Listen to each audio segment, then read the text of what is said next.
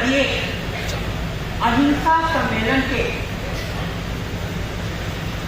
इस सभा भवन में मंच पर उपस्थित समस्त आदरणीय जनों को और सामने में उपस्थित समस्त श्रोतागणों को नमस्कार करते हुए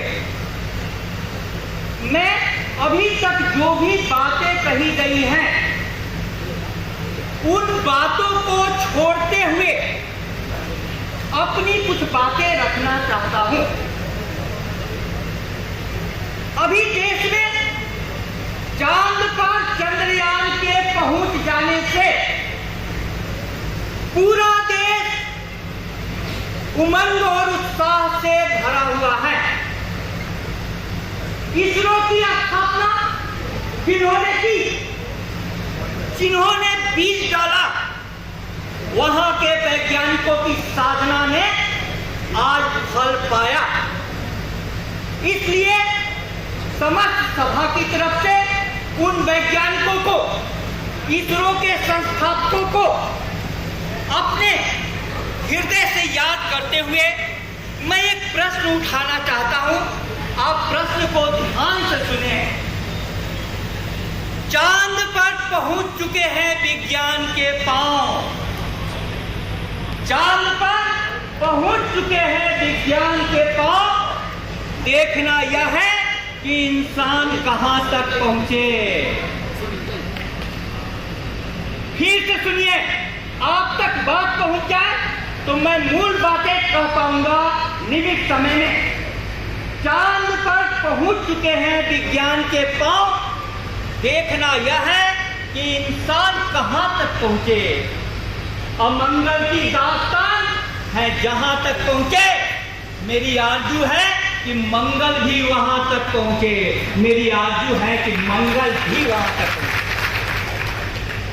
और हालात जो है हमारे चारों तरफ, उसमें बहुत निराशा है, बहुत हिंसा है।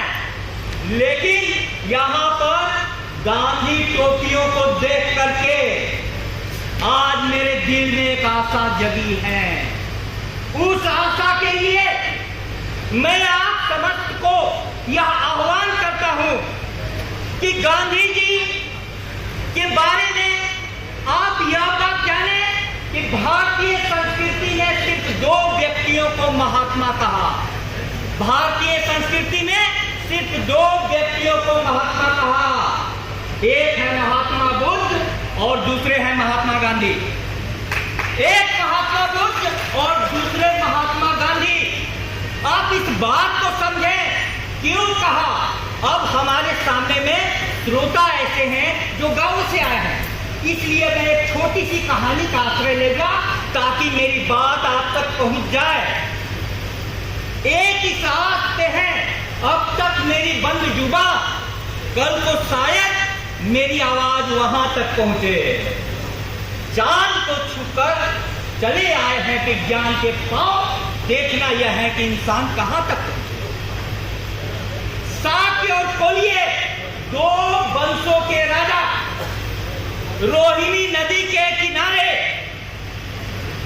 सेनाओं सहित लड़ने के लिए खड़े थे। अचानक उस समय में महात्मा बुद्ध का आगमन होता है और महात्मा बुद्ध के आगमन के साथ ही उस समय की परंपरा थी, संस्कृति थी। दोनों राजा अपने घोड़ों से उतरे और महात्मा बुद्ध के पैर छुए। महात्मा बुद्ध ने कहा कि आप सभी यहां पर सेना सहित क्यों खड़े हैं। उन लोगों ने कहा सकुचाते हुए लड़ाई के लिए। उन्होंने कहा कि लड़ाई किस बात के लिए। राजाओं ने कहा रोहिणी नदी के पानी के लिए। बोले कि पानी तो जल तो जीवन है, जल के लिए लड़ाई कैसे हो सकती है। आप बताएं, जल तो जीवन है, जल के लिए लड़ाई कैसे हो सकती है। अब आगे राजा के सेनापतियों को बुलाया गया कि लड़ाई का मूल कारण क्या है। आगे बात पता चली कि गर्मी के दिनों में रोहिणी नदी में पानी कम था, तो उस पानी को पहले कौन लेगा, इसके लिए दोनों सेनाएं लड़ने के लिए खड़ी थी। महात्मा बुद्ध ने कहा कि हे राजन, इस लड़ाई का मूल कारण जल नहीं है, इस लड़ाई का मूल कारण अहंकार है, अहंकार। पहले मैं, पहले मैं, पहले मैं। महात्मा बुद्ध के अहंकार पर किया गया यह प्रयोग महात्मा गांधी ने राजनीति के क्षेत्र में उतर कर किया है। मैं बहुत जिम्मेदारी के साथ कहना चाहता हूं, जो हमारे मंच पर आसीन हैं, उनके सामने में गांधी के बारे में मेरा ज्ञान बहुत कम है, लेकिन हृदय गांधी से इतना जुड़ा हुआ है कि मैं आपको निवेदन करना चाहता हूं कि राजनीति है अहंकार, राजनीति है अहंकार।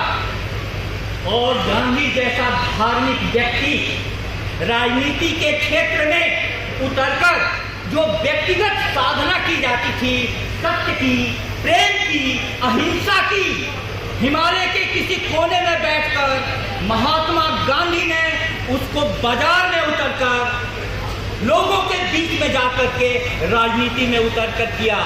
इसीलिए मैं कहता हूं कि महात्मा बुद्ध के बाद महात्मा गांधी ने जो परंपरा थी हमारे यहाँ, उसको एक नई ऊंचाई दी। मैं सभी से ये कहना चाहता हूं कि आज महात्मा को समझने की जरूरत है। क्यों? सोशल मीडिया पर एक व्हाट्सएप मैसेज आता है और पूरे फिजाओं में आग लग जाती है, कई लोग मर जाते हैं, हजारों वाहन जल जाते हैं, कई लोगों के रोजगार छीन जाते हैं। ऐसे समय में महात्मा गांधी एकमात्र उनके सिद्धांत, उनके जीवन, गांधी आज जिंदा चाहिए, जिंदा गांधी चाहिए। इसलिए मैं कहना ये चाहता हूं कि आप सभी गांधी सेवा दल के सदस्यों के ऊपर बहुत बड़ी जिम्मेवारी है। आप अहंकार को हटाकर सेवा भाव से इस क्षेत्र में उतरे। जगह जगह मैं विद्यार्थियों के साथ बात करता हूं तो गांधी की जरूरत आज बहुत ज्यादा है, क्योंकि व्यक्ति के तन में आत्मा भी है और इस आत्मा की भूख प्यास सिर्फ शांत होती है प्रेम से, प्रेम से, प्रेम से। मैं कहना चाहता हूं कि लोग एक साथ बैठते हैं, उनके तन मिलते हैं, हाथ मिलते हैं, दिल कहां मिलता है?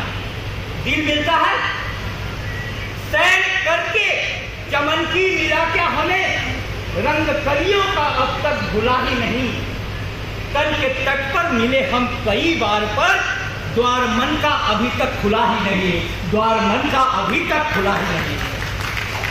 आप सभी द्वार के, मन के द्वार खोलिए। आज हिंदुस्तान गांधी की राह देख रहा है, उस राह के आप अग्रणी योद्धा हैं।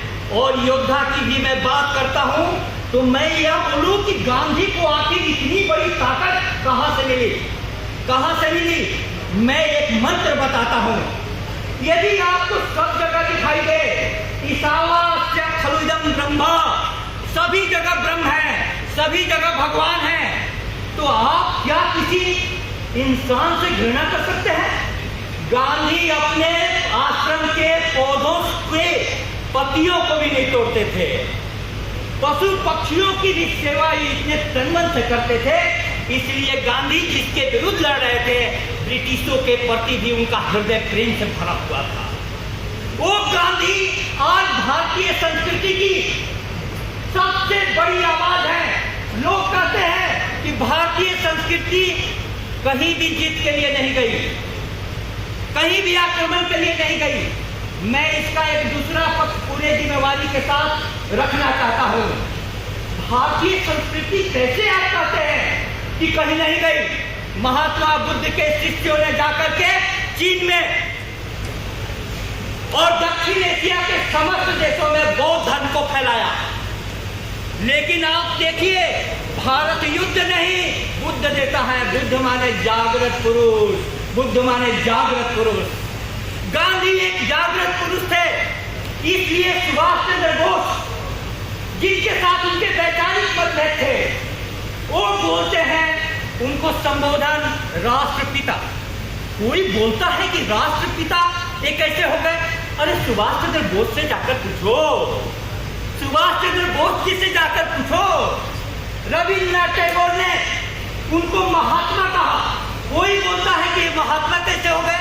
टैगोर से पूछो, क्या तुम्हारी दिव्य दृष्टि नेताजी सुभाष चंद्र बोस, रविन्द्रनाथ टैगोर से बड़ी है? आखिर कुछ तो उन्होंने देखा होगा गांधी में। वह क्या देखा, वह क्या देखा?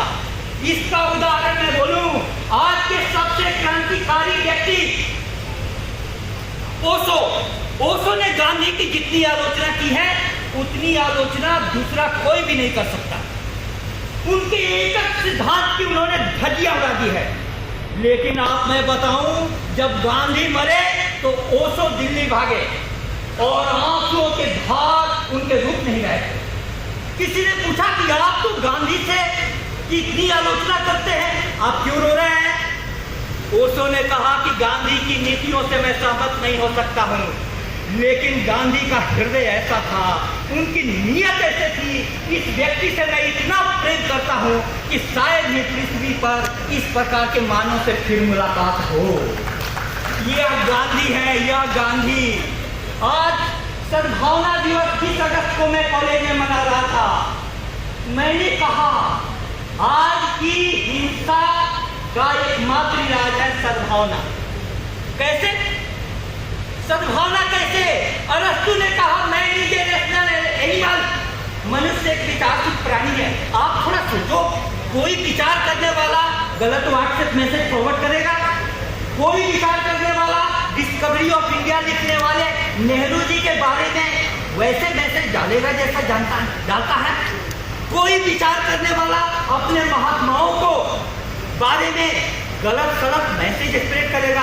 मनुष्य विचारशील प्राणी नहीं है। मुझे दिखाई देता है मनुष्य एक भावशील प्राणी है। भावना भावना भावना, पहले भावना आती है।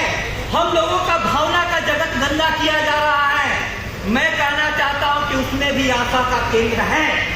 हरदेव जोशी राजकीय कन्या महाविद्यालय में मैंने कहा कि आप देखिए, राजीव गांधी जी के चिथड़े उड़ गए थे, उनके साथ कई लोगों के साबुत डेड बॉडी भी नहीं आ पाई थी, लेकिन अपने पिता के हत्यारों को सोनिया गांधी जी ने, प्रियंका गांधी जी ने और राहुल गांधी जी ने माफ किया। प्रियंका गांधी, राहुल गांधी जेल में गए थे और नलिनी नाम था, नलिनी से के गोद में एक छोटी बच्ची थी 7 वर्ष की।